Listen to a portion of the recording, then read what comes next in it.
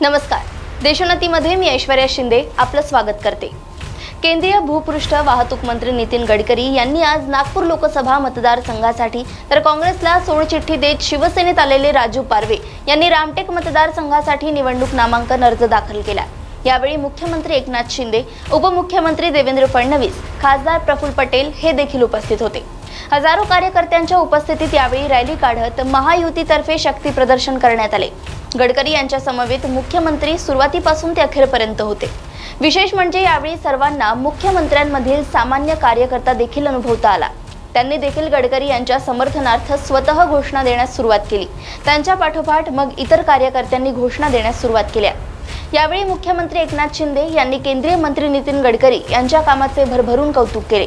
सोबतच या निवडणुकीमध्ये महायुतीतील सर्व उमेदवार विजयी होतील असा विश्वास मुख्यमंत्र्यांनी व्यक्त केलाय। तसेच पंतप्रधान नरेंद्र मोदी यांच्याबद्दल बोलताना ते म्हणाले की विरोधी पक्षांतील नेते मोदी द्वेषामुळे मोदींना निशाणा बनवतात व त्यांच्यावर आरोप करत असतात, पण जितके जास्त आरोप त्यांच्यावर होतात तेवढ्या प्रमाणात जनता त्यांच्या पाठीशी असते आणि म्हणूनच मोदींनी दिलेला 400 पारचा आकडा खरा आहे असं देखील मुख्यमंत्री एकनाथ शिंदे म्हणाले आहेत। त्यामुळे या निवडणुकांमध्ये महायुतीचे उमेदवार विजयी होतील या बाबतीमध्ये कुणालाही शंका बाळगण्याचं कारण नाही। कारण गडकरी साहेबांनी देखील 2 वेळा जे काम केलं लोकसभा सदस्य म्हणून आणि मंत्री म्हणून, त्यांनी या देशामध्ये जवळपास 60% रस्ते चांगले करण्याचं बांधण्याचं मोठं काम केलेलं आहे।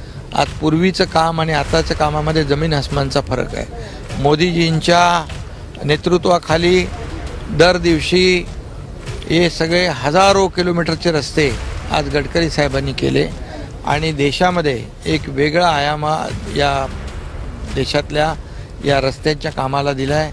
त्यांनी अनेक रस्ते बांधले, पूल बांधले, मोठ्या प्रमाणावर टनेलची कामं केली की इन्फ्रामॅन म्हणून त्यांची एक ओळख आहे।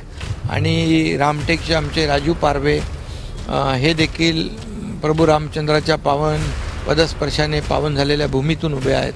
त्यांनी देखील सांगितलेलं आहे काँग्रेसमध्ये काही राम राहिलेला नाही आणि म्हणून तेही एक आमदार, विद्यमान आमदार असताना त्यांनी आज महायुतीची उमेदवारी घेतलेली आहे। त्यांचा देखील विजय निश्चित आहे आणि त्यांच्या पाठीशी आमचे खासदार कृपाल तुमाने हे भक्कमपणे पाठीशी उभे आहेत।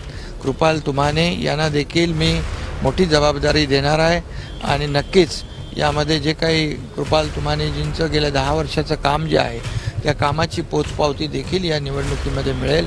त्यामुळे ही सर्व निवडणूक जी आहे ही निवडणूक आपली महायुती जिंकेल। वंचित आणि महाविकास आघाडीची युती तुटली, आज वंचितनं यादी जाहीर केली। आता ते त्यांचा विषय आहे, कारण महाविकास आघाडी म्हणजे काय नक्की माहीत नाही, त्यांच्यामध्ये कोण कुठे आहे तेही माहीत नाही, कोणाला कोणाचा पायपोसही माहीत नाही।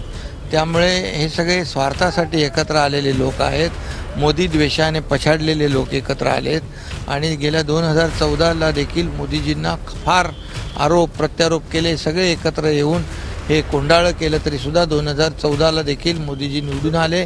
2019ला जास्तीचे आरोप केले, त्यामुळे जास्तीचे आरोप केल्यामुळे जास्तीच्या जागा आल्यात। आता देखील ते मोदीजी एकच त्यांचं ध्यास आहे आणि तो मोदी द्वेष आहे। त्यामुळे या देशातली जनता मोदीजींच्या पाठीशी आहे। जेवढा विरोध त्यांना होतोय तेवढी जनता त्यांच्या पाठीशी जाते आणि म्हणूनच त्यांनी जो आकडा दिला आहे 400 पार हा महत्त्वाचा आहे आणि तो खरा आहे। त्यामुळे महाराष्ट्रात 45पेक्षा जास्तीच्या जागा आम्ही जिंकू। या महाराष्ट्रामध्ये महायुतीचं जे 1.5 वर्षाचं काम आहे ते लोकांसमोर आहे। 50-60 वर्षात या देशामध्ये जे काँग्रेसने काम केलं नाही ते 10 वर्षात आदरणीय प्रधानमंत्री मोदीजींनी केलं, त्याची पोचपावती या निवडणुकीमध्ये जनता दिल्याशिवाय राहणार नाही।